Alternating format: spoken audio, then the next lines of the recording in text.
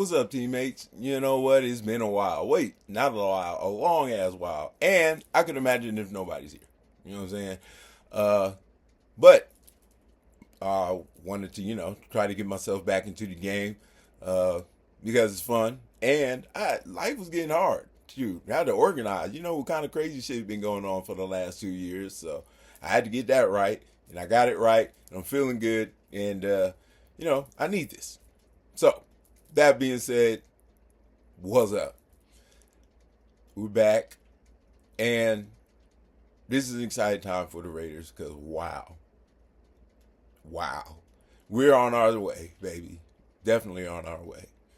So, what about the newest things going on? What's the news? What's the heaviest news, right? And for me right now, the heaviest news is Maxx Crosby, number one. That's the issue I have the most right now because your man Maxx ain't going nowhere. Okay? Just relax, people. Those of you who think you got to keep looking at the news to figure out if Maxx is going to get a trade and what we're going to get for him, you can relax. Come over here to Raiders Guru. I'm the one who got the analysis that you want, right? So Maxx ain't going nowhere. Now do I know this? All right, I got my trusty notebook. Try to be a little bit more organized this time around. You know what I'm saying? Next time maybe I'll get me a little chalkboard or something. You know what I'm saying? Scroll the shit out up there so I can use it like a teleprompter. You know what I'm saying? But I ain't telling no prompting nothing right now. I'm trying to get right back into the swing of things. So, number one reason, Maxx Crosby got faith. Faith means a lot to him. It means a lot to us all, even me. You know what I'm saying? And I'm not saying that you have to have your faith in God or whomever He says He believes in, whatever direction He goes as far as this religion. I talk too much about religions currently. Let's go back to Maxx Crosby. He is a man of faith. He doesn't believe in happenstance and chance. He thinks that there's a plan. His ideals are that there's a plan. And he's going to look at this situation and see how everything fell apart when he thought it was going to come together, but he was afraid it was all going to fall apart. But he also knew he couldn't let it all fall apart. He couldn't let it all fall apart for himself. He couldn't stay in love over getting out of an abusive relationship, okay?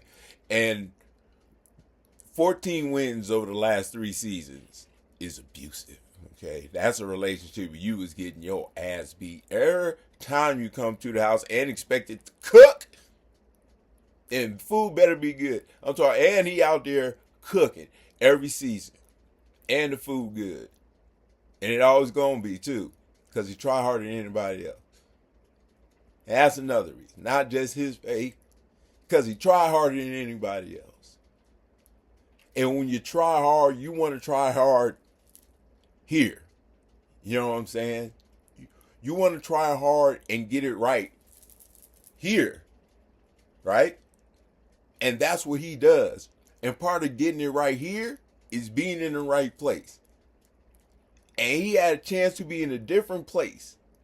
And he took that chance because he had to. He had to pass on love, right?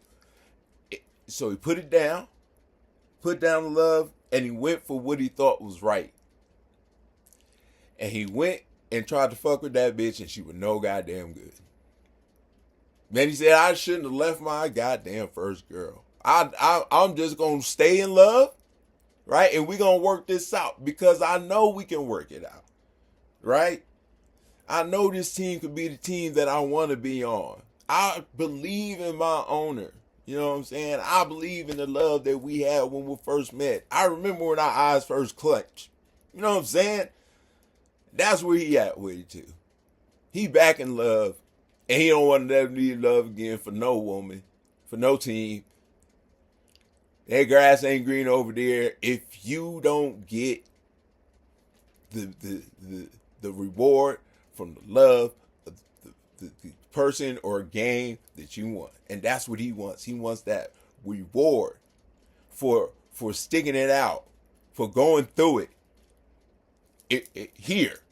And I don't mean here in LV or here in Oakland or here in LA when he wasn't on the team. But I'm saying here in the Raiders franchise. He calls the franchise home. Right? He called the franchise his girl. The franchise is who he in love with. Right? And he came back to his girl. He came all the way to fuck back because the woman loved him too. We love some Maxx Crosby. We were all trying to find a way to make it make sense. You know, well, we'll get the picks and it's good money and hey, you leave your woman, you try to find a good way to justify it too, right? But in the end, you go back if you get a chance and you try to work the shit out. You got Max back, hug his ass and work hope for we can work this out, okay? And that ain't the only thing. Okay, I kind of got on that already, actually, team, right? The next thing is the legacy. A legacy truly has to exist as that seedling, right? And it has to be built up into a strong tree and then a grand tree that becomes a legacy, right? And Maxx has been here for the seedling. He wants to see this tree grow into a grand legacy, right? And it can't. Now look at us right now. Look at where we are right now. One of the youngest teams in the league, right? One of the best seasoned veterans on the defensive line in the damn league, right? So he sees the future with this woman, right? He sees the time of the legacy. And he wants it, and he wants it here. He's in love with the owner, right? He's in love with the Raider way. He's in love with the fact that he and us as Raider fans is like this. You know what I'm saying? It's like this, like the triangle on his neck, right here. Raider fans are like this. What that means is we don't care what you think. Yeah, I used to drink too much, or I have my own. Yeah, shit, I used to drink too much and probably still smoke too much, but that's a different subject. Anyway, you don't give a fuck just as much as I don't give a fuck. I love me just as much as you love you. You don't need no extra. That's all Raider fans, okay? And if you ain't like that, get like that if you want to be a Raider fan, and we take you in if you don't give a fuck what you are, how you are, what you look like, and what you do. You know what I'm saying? If you love you and, you know, if you are committed to something greater than yourself, to where selfishness is not in your person, come through the Raider Fans Club. All right. Why did I need to say that? I didn't, but I said it anyway. Here we go. So he wants the legacy. He wants the family, the faith, the team, the legacy. Too many reasons for him to leave. Right? And I already mentioned it. And it's not even on here, but the fans. He's here for the fans. The fans are who he is. And that's what he wants. Because there's a reason it's the Raiders and then everybody else. Because ain't nobody else got a personality. Ain't no team got a personality. You know, there's the Patriot way, but what's the Patriot way?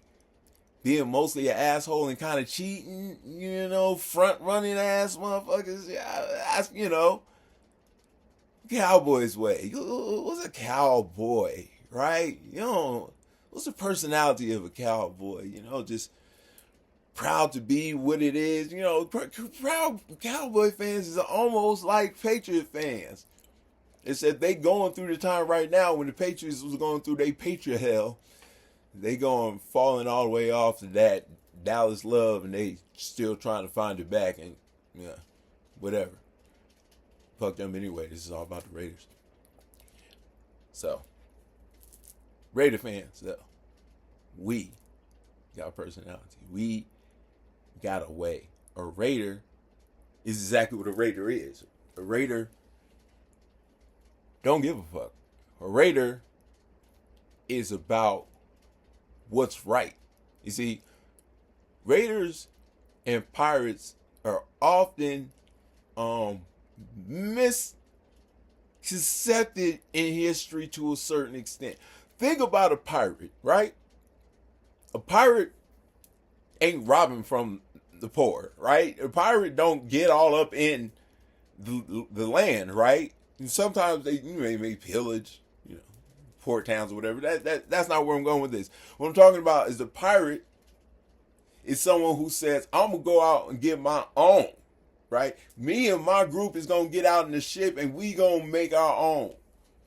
Because F everybody else, because the powers that be is trying to keep us down, and we gonna go to the powers that be and take their crown. You know what I'm saying? Because we raiders. That's what we do. We pirates. But even the Pittsburgh Pirates ain't got the mentality of a raider, right? So, the fans, he wants to be with us because we down with him, you know what I'm saying? This should be like the Raider sign right there. This is so that because we love Maxx, and showing that we accept and that we're aware that all Raider fans is imperfect, right? But we do our best to be our best. And that's why you want Maxx on the team. Because Maxx wants everybody to be the person who does their best to be their best, right? You may not be the best, but if you're the best you can be and that's what you're trying to be, that's what a Raider is on this team.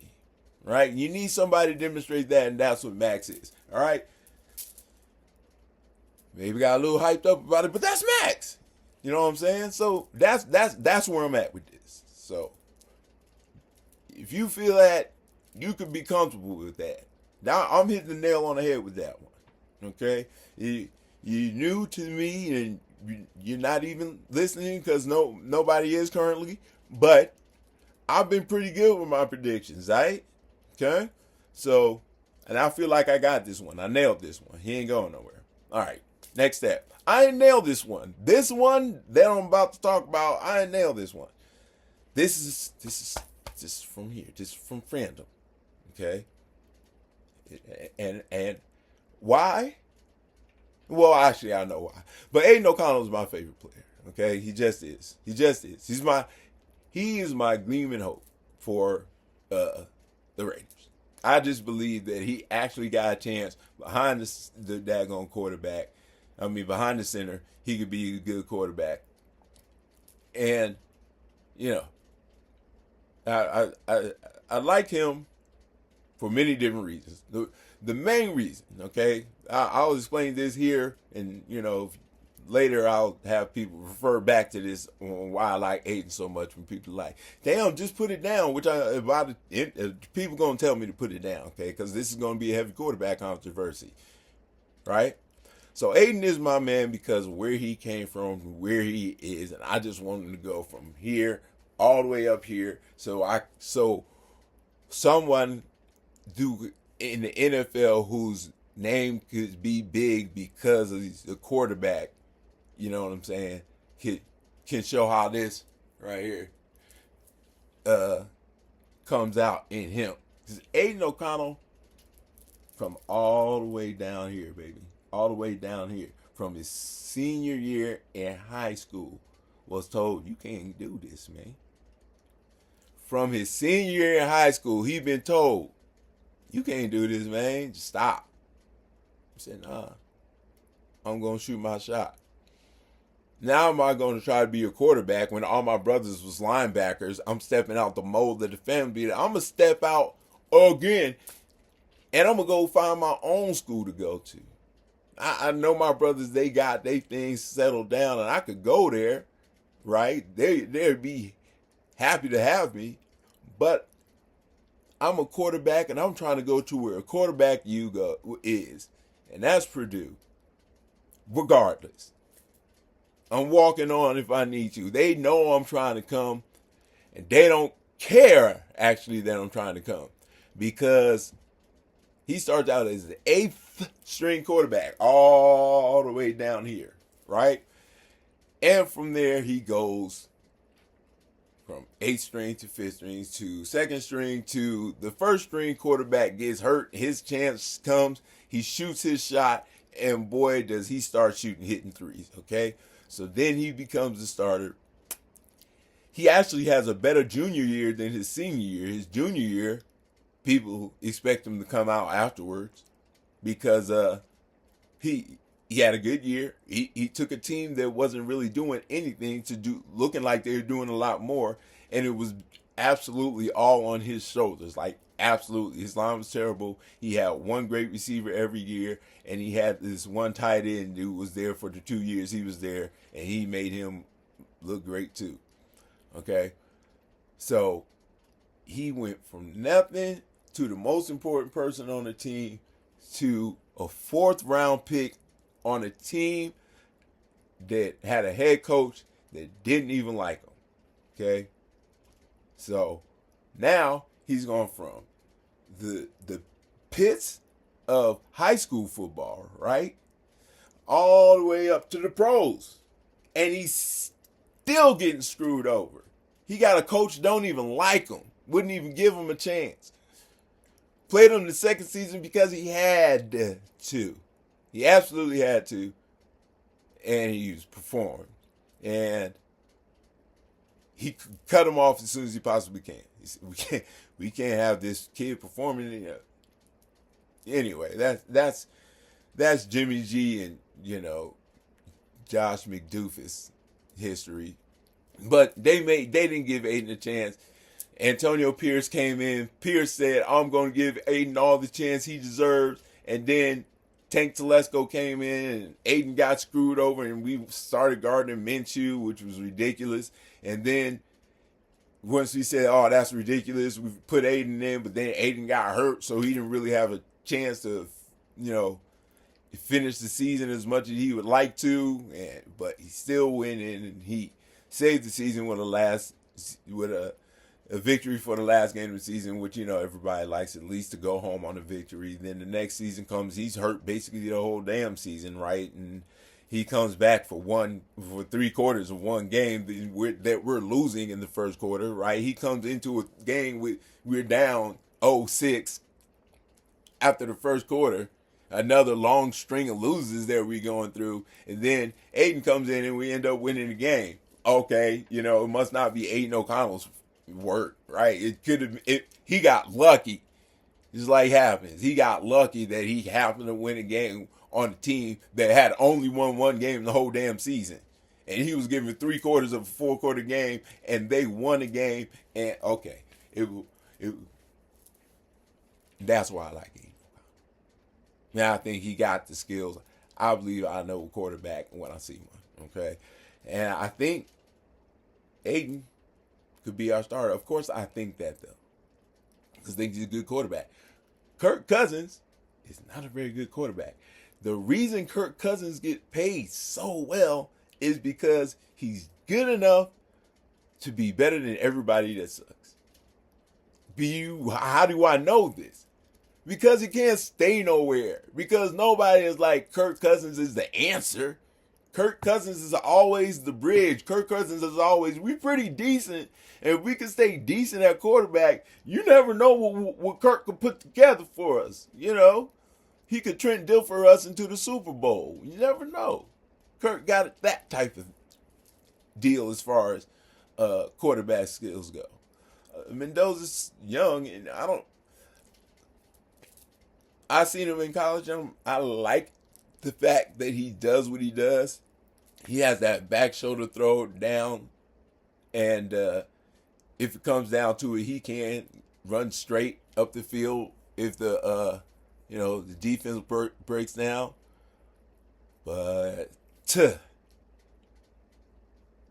I'm not that impressed with his arm, and he gets popped. And he get popped 1 or 2 times like that in the NFL, at least he's going to miss one game. You know what I'm saying? So, whether Aidan's the starter or not, Kirk is old and not that good. And Mendoza is young and not that good. But we don't know how good he is because he's not had any experience on the next level.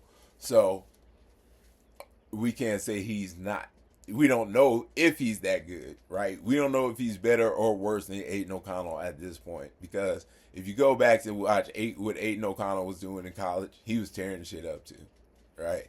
And he was more important because Aidan was the only thing they had on that team. The one wide receiver, the tight end, and Aidan's arm, because we know he ain't got no feet, right? So it was two wide receivers, one each year, that he made great, got them to the NFL, and his tight end that he made great and got them to the NFL. It's crazy how. Anyway, the story of Aidan is impressive. He got 2 people to the NFL. No, 3. Sorry, he got 3 people to the NFL. They got dropped after their first year, but they had such good years under Aidan that they gave them a shot. So.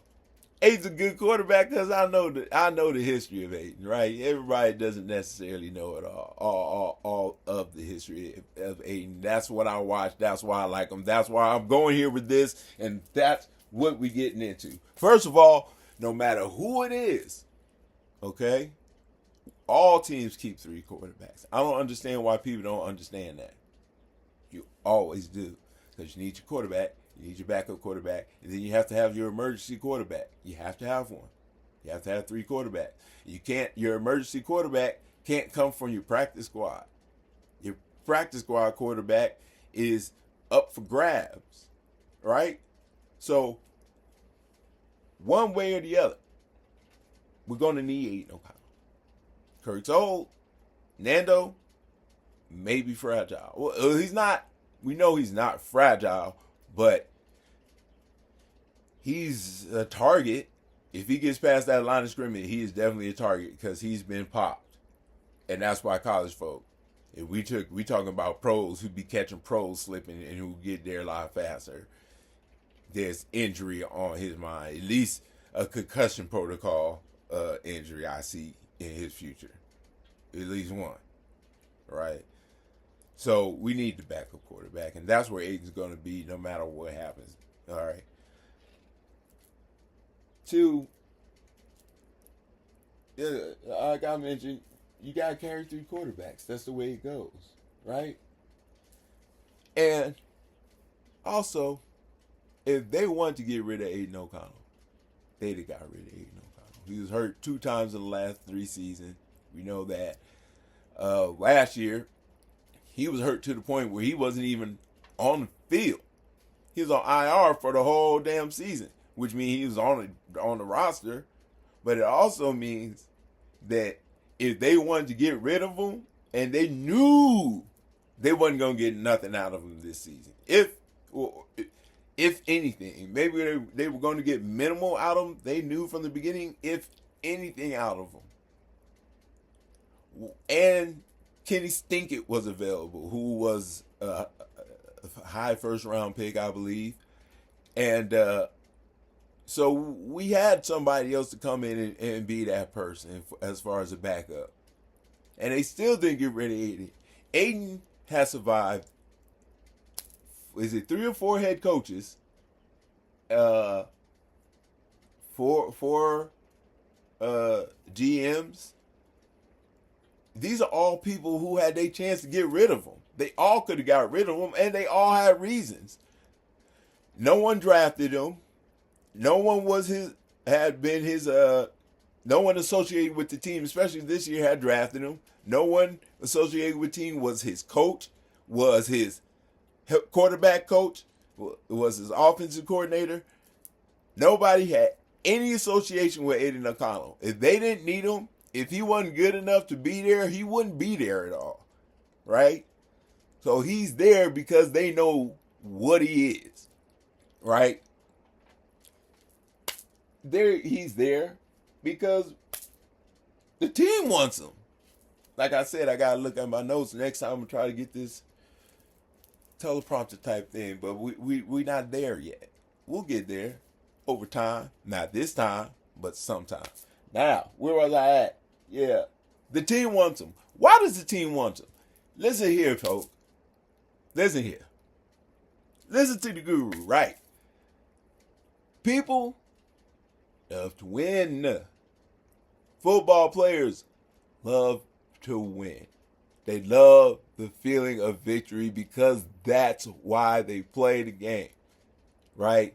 They want the victory, and they want the victories to show that we got so much victories. We had the most victories this year, and we deserve to be the most victorious team this year. So give us the ring, right? But any victory is a good victory, especially when you're on a team when after 16 games has only one victory. How much does that hurt, right? So then, who comes in at the last game of the season but Aidan O'Connell? 2 seasons. 2 seasons. He came in the last game for the team, and at least they went home with a victory. At least the season ended in a victory. When Aidan plays, the season ends in a victory. And the team remembers that, okay? You who don't like Aidan don't remember that. Those of you who like Aidan, they may recognize that. And me, I remember it's crystal clear. And the team remembers it too. The team remembers saying, man, thanks, Aidan. At least we ain't got to go home on a loss, man. At least I can leave the season feeling with my head up. I don't feel like I got to go home and cry right now. At least I feel better right now. I start crying tomorrow, you know what I'm saying, about how the season went. Today, I'll puff something, drink something, go home. At least we won one, right? We all go home and feel that way. Since we already only won one, at least we won one and get to go home on that. And the team remembers that. Okay, so the team wants him around. As far as the players go, the team wants him around as far as the GM go, because they could have let his ass go a long time ago, right? The team wants him around as far as the head coaches go, because sorry, I'm looking down at myself, but that's because I'm so handsome. Anyway, because Marty Schottenheimer could have got rid of him, right? He had no allegiance to this boy, and he loves going with some seasoned vets, but they know what they have in Aidan, so they can't cut him. Now, the last reason is I wouldn't count Aidan out for the starting job. And that's not me talking. That's me giving you the words. I'm saying them to you, but the phrase is not me talking. That's Clint Kubiak himself. Now listen here, it could be just a hype train, but I'm going to take that off of it. And we're going to go with it's not a hype train and think about the fact that he would even say it. Right? Even if it was just a hype train thing and they trying to pub him up. They're saying that this kid is good enough to be pubbed up. Right? They're saying that we could actually get something for this kid because we know he could be worth something to another team. If that's what they're doing. If that's what they're just trying to do. Pub him up. But what if he's not? What if he's dead serious? Because he could be. He knows quarterbacks. He's a quarterback coach. I feel like I know quarterback, but I'm an analyst. You know what I'm saying?